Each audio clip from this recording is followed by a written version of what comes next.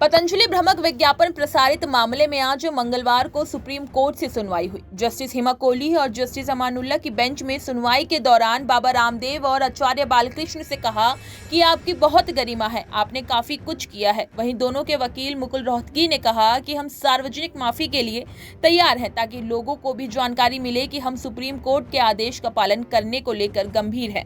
इस पर जस्टिस अमानुल्लाह ने कहा कि इसके लिए आपको हमारे सलाह की जरूरत नहीं।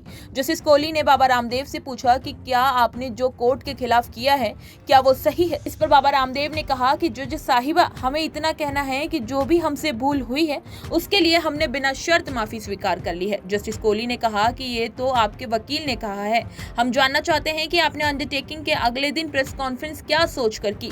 हमारे देश में आयुर्वेद बहुत प्राचीन है, महर्षि चरक के समय से है, दादी नानी भी घरेलू इलाज करती हैं, आप दूसरी पद्धतियों को बुरा क्यों बताते हैं? क्या एक ही पद्धति रहनी चाहिए? इस पर बाबा रामदेव ने कहा कि हमने आयुर्वेद पर बहुत रिसर्च किया है। तो जज ने कहा कि ये ठीक है, आप अपने रिसर्च के आधार पर कानूनी आधार पर आगे बढ़ सकते हैं, लेकिन हम जानना चाहते हैं कि आपने इस कोर्ट की अवहेलना क्यों की। इस पर बाबा रामदेव ने कहा कि हमें कानून का ज्ञान कम है, हम सिर्फ अपनी रिसर्च की जानकारी लोगों को दे रहे थे, कोर्ट की अवहेलना का उद्देश्य नहीं था। फिर जज ने कहा कि आप लाइलाज बीमारियों की दवा का दावा करते हैं, कानूनन ऐसी बीमारियों की दवा का प्रचार नहीं होता। अगर आपने दवा बनाई तो कानूनी प्रक्रिया के मुताबिक उसे सरकार को बताते, उस पर आगे काम होता। इस पर बाबा रामदेव ने कहा कि हम उत्साह में अपनी दवा की लोगों को जानकारी दे रहे थे, यहाँ कोर्ट में इस तरह खड़ा होना मेरे लिए भी अशोभनीय है, हम भविष्य में इसका पालन करेंगे। जस्टिस अमानुल्लाह ने कहा कि आपको एलोपैथी को बुरा कहने की जरूरत नहीं थी, आप अच्छा काम कर रहे हैं उसे करिए, दूसरों पर क्यों कुछ कहना।